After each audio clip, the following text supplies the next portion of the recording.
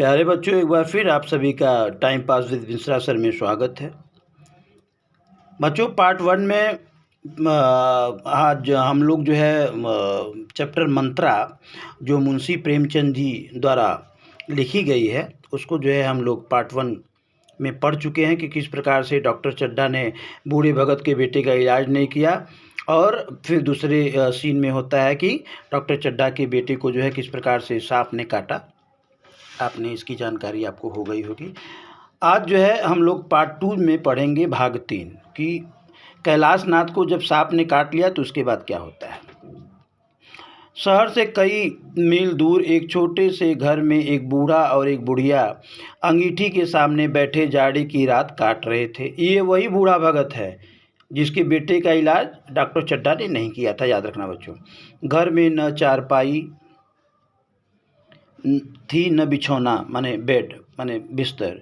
एक किनारे थोड़ी सी पुआल पड़ी हुई थी। पुआल का मतलब ये होता है जो धान होता है ना, जो चावल, इसके पौधे को जब इसमें धान निकाल दिया जाता है तो जो सूख जाता है तो उसको पुआल बोलते हैं।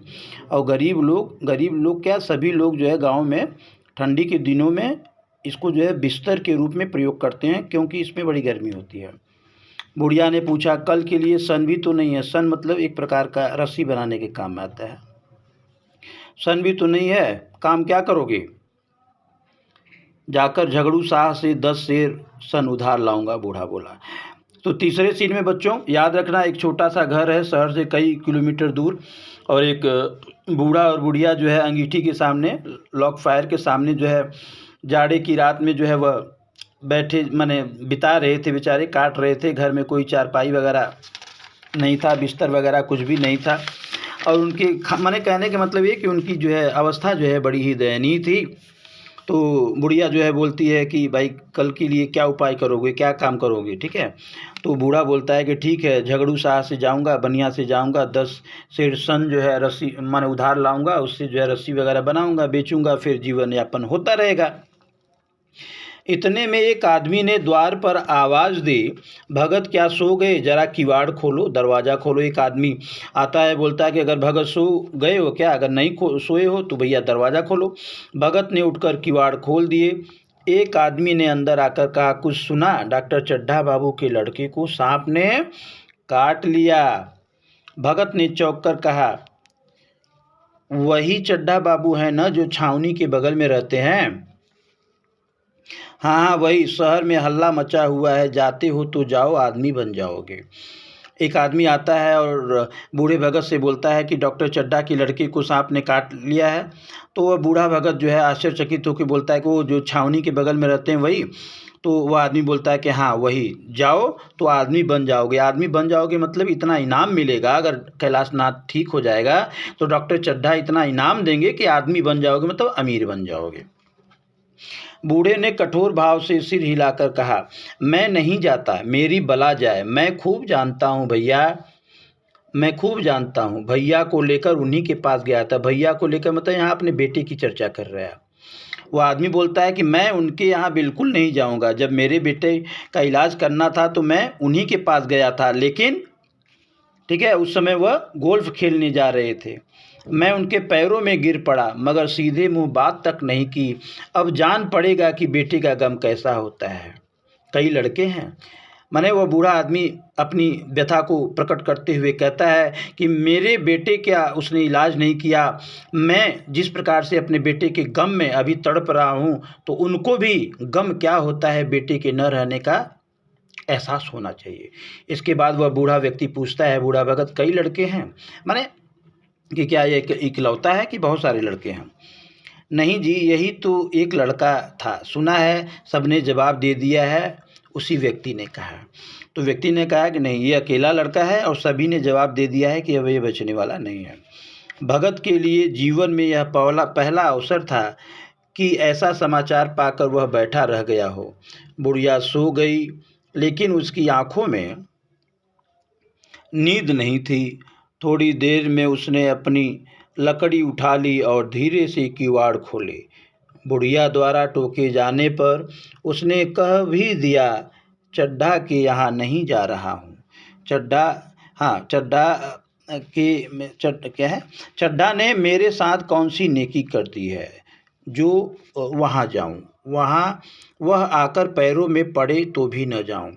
देखो, वह बूढ़ा व्यक्ति जो है रात भर सो नहीं पाया और अचानक जो है अपनी नींद से जागा और नींद आ ही नहीं रही थी और अपनी लकड़ी लेकर के जो है धीरे से किवाड़ खोल करके जाने लगा।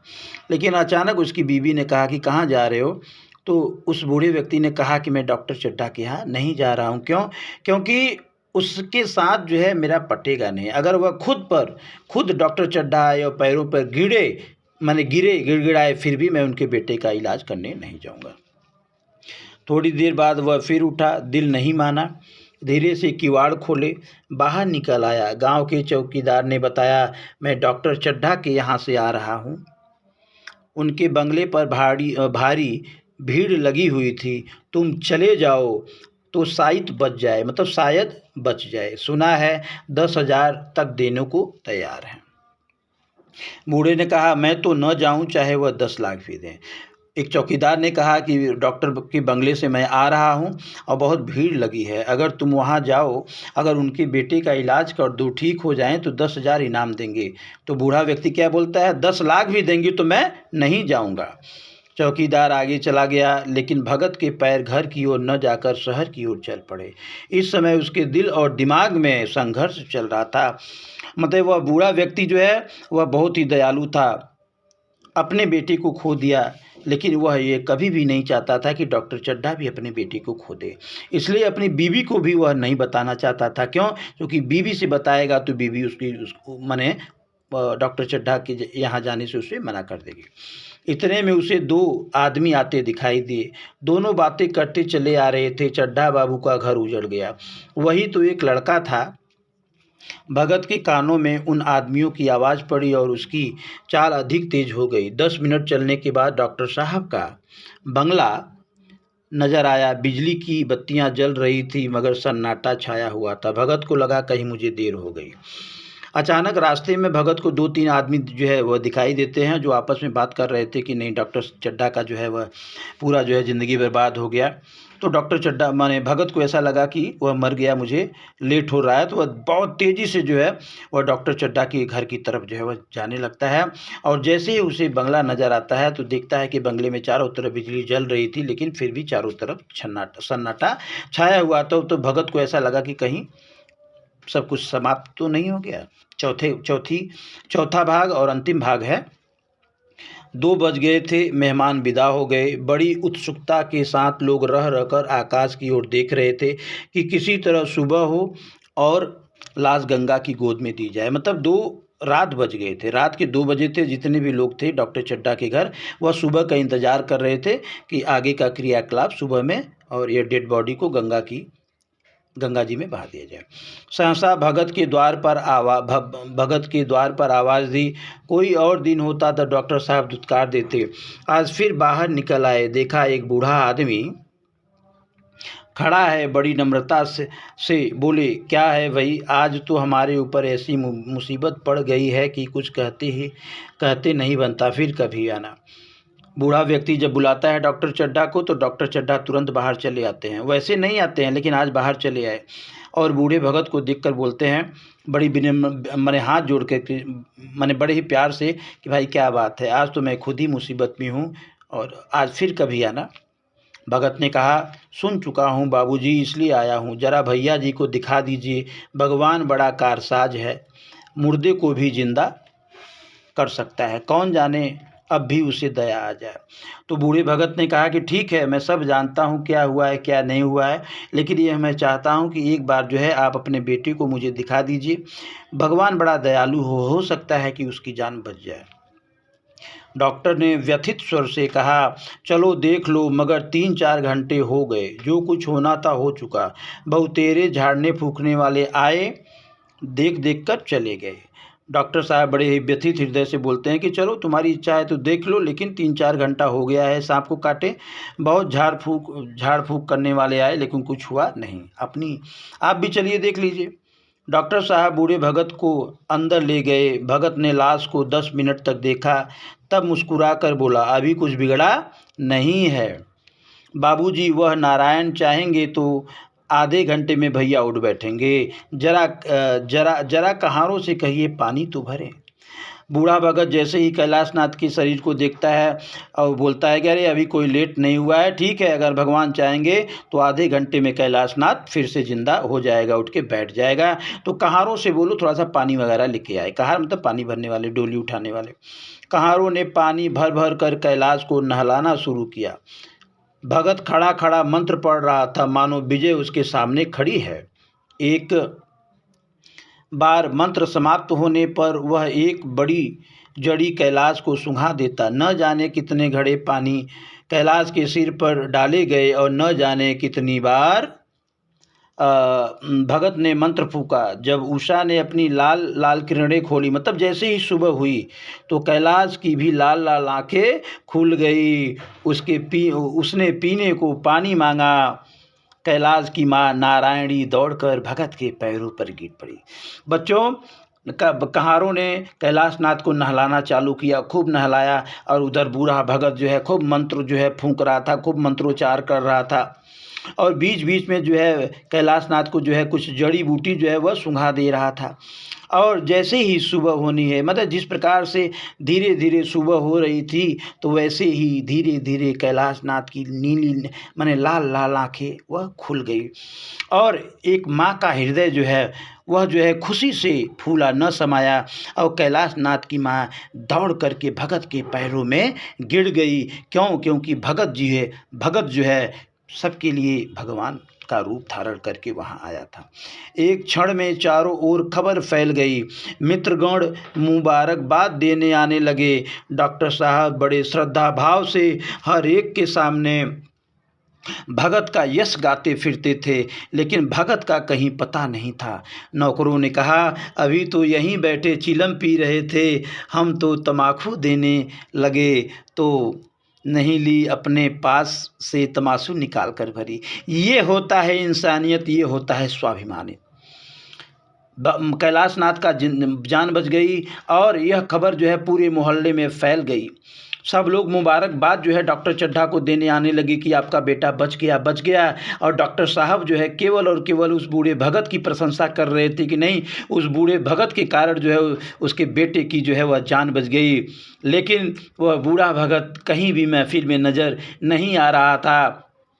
नौकरों ने कहा कि वह आदमी तो अभी बैठा चीलम पी रहा था, हम उसे तमाकू दे रहे थे, लेकिन वह इतना सा तमाकू माने स्वाभिमानी था कि वह अपना खुद जो है तमाकू निकाल करके वह चीलम में भरा और जो है वह पी रहा था। गांव के लोग, पुराने लोग, वह चीलम हुक्का पीते थे। इतना स्वाभिमानी था, माने नेकी कर दरिया में डाल। वह बूढ़ा भगत वाहवाही के लिए वह नहीं रुका।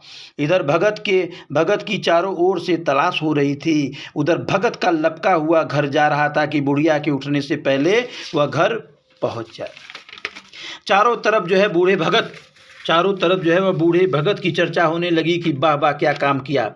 और बूढ़ा भगत को टेंशन था कि भैया सुबह होने से पहले जल्दी घर चले जाओ, नहीं तो बुढ़िया देखेगी तो मारेगी। क्या चले गए डॉक्टर चड्ढा के बेटे का इलाज कर दिया, उनके जो है बेटे की जान बचा ली, मेरे बेटे को उन्होंने मार दिया और आप जगह जीवन दान दिए। ऐसा औरतों का काम है।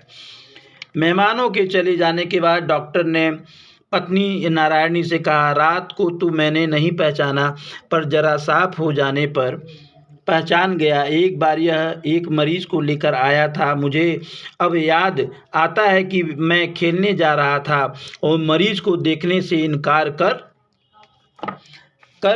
दिया था। आज उस दिन की याद करके मुझे जितनी ग्लानि हो रही है उसे प्रकट नहीं कर सकता। मैं उसे खोज निकालूंगा और उसके पैरों पर गिरकर अपना अपराध क्षमा कराऊंगा।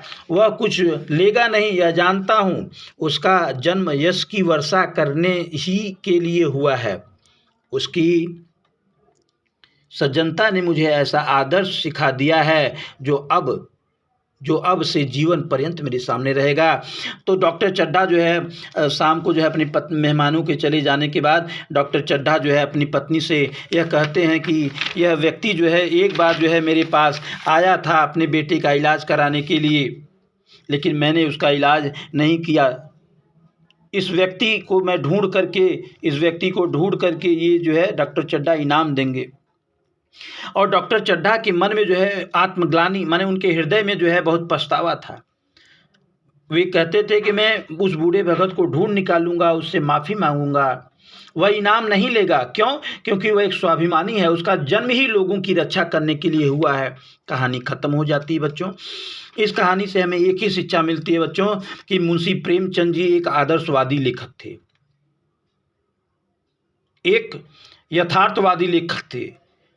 पढ़े लिखे होने का मतलब ये नहीं है कि निर्मम हो जाओ, हत्या करो, तुम्हारे अंदर दया न रहे। पढ़े लिखे का मतलब ये है इंसान, एक अच्छे इंसान आप बनिए। और अच्छे इंसान तभी बनेंगे जब आप जाति धर्म, ऊंच नीच, काला गोरा, अमीर गरीब, इन सबसे ऊपर उठकर केवल और केवल इंसानियत की सेवा करेंगे, इंसानों की पूजा करेंगे। तो यकीन मानिए बच्चों, ऊपर बैठा चाहे अल्लाह हो, चाहे भगवान हो, चाहे जीसस क्राइस्ट हो, चाहे गुरु नानक देव हो, सभी आपके ऊपर पुष्प वर्षा करेंगे। और उनको भी गर्व होगा कि उन्होंने एक अच्छे इंसान को, एक सच्चे इंसान को इस पृथ्वी पर बना के भेजा है, जो उनके कार्य को पूरा कर रहा है। चलिए, ज़्यादा प्रवचन नहीं। तो बच्चों, ये पार्ट जो है सेकंड था। आशा है कि आप लोगों को अच्छा लगा होगा। So once again, thank you very much for being with me.